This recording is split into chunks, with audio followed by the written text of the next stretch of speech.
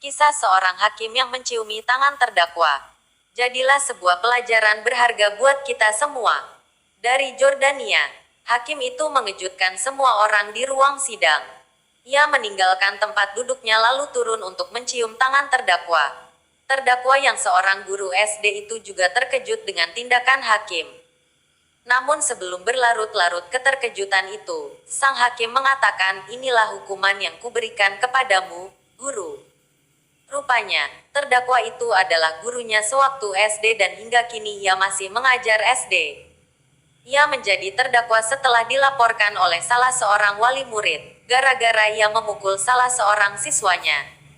Ia tak lagi mengenali muridnya itu, namun sang hakim tahu persis bahwa pria tua yang duduk di kursi pesakitan itu adalah gurunya.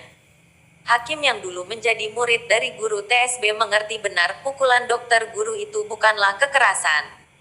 Pukulan itu tidak menyebabkan sakit dan tidak melukai. Hanya sebuah pukulan ringan untuk membuat murid-murid mengerti akhlak dan menjadi lebih disiplin.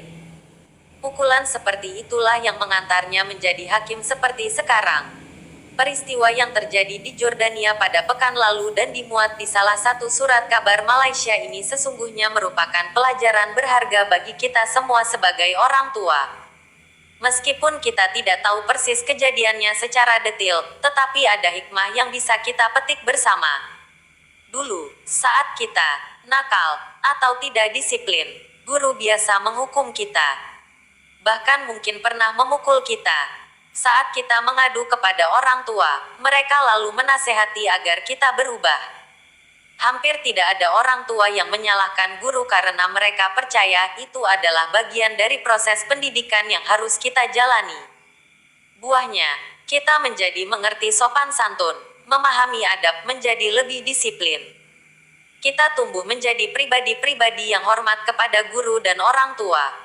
Lalu saat kita menjadi orang tua di zaman sekarang, tak sedikit berita orang tua melaporkan guru karena telah mencubit atau menghukum anaknya di sekolah.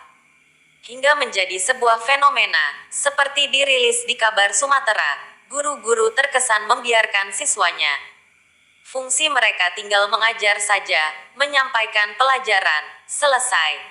Bukannya tidak mau mendidik muridnya lebih baik, mereka takut dilaporkan oleh orang tua murid seperti yang dialami teman-temannya.